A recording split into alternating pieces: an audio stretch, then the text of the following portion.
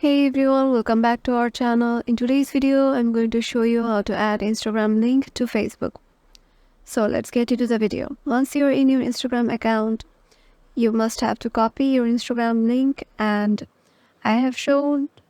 we have a video on this topic on how to copy Instagram link, and you just have to watch it and you will get to know.